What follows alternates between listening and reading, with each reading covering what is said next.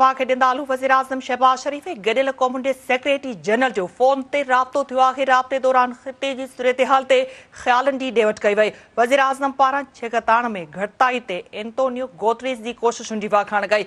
वज़ीर आज़म शहबाज शरीफ़ जो चवणु आहे त पाकिस्तान ख़िते जे अमन जे मफ़ाद में जंगबंदीअ ते इतफ़ाक़ कयो। वज़ीर आज़म जो चवणु आहे त मुल्की ख़ुदमुख़्तियारी ऐं इलाइक़ाई सलामतीअ जो हर क़ीमत ते तहफ़ुज़ कयो वेंदो।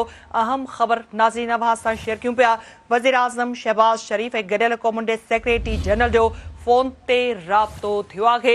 राब्ते दौरान ख़िते जी सूरतहाल ते ख़्यालनि जी ॾेवट कई वई। वज़ीर आज़म पारां छिकताण में घटिताई ते एंटोनियो गुतेरेस जी कोशिशुनि जी वाखाण कई वई। वज़ीर आज़म शहबाज शरीफ़ जो चवणु आहे त पाकिस्तान ख़िते जे अमन जे मफ़ाद में जंगबंदीअ ते इतफ़ाक़ कयो। वज़ीर आज़म जो चवणु आहे त मुल्की ख़ुदमुख़्तियारी ऐं इलाइक़ाई सलामतीअ जो हर क़ीमत ते तहफ़ुज़ कयो वेंदो। वज़ीर आज़म शहबाज शरीफ़ गॾियल क़ौमुनि जे सेक्रेटरी जनरल जो फ़ोन ते राब्तो थियो आहे। ही अहम ख़बर अवां सां शेयर कयूं पिया। ब्रेकिंग न्यूज़ तव्हांखे ॾियूं पिया त वज़ीर आज़म शहबाज शरीफ़ गॾियल क़ौमुनि जे सेक्रेटरी जनरल जो फ़ोन ते राब्तो थियो आहे। राब्ते दौरान ख़िते जी ताज़ी सूरतहाल ते ख़्यालनि जी ॾेवट कई वई। वज़ीर आज़म पारां छिकताण में घटिताई ते एंटोनियो गुतेरेस जी कोशिशुनि जी वाखाण कई।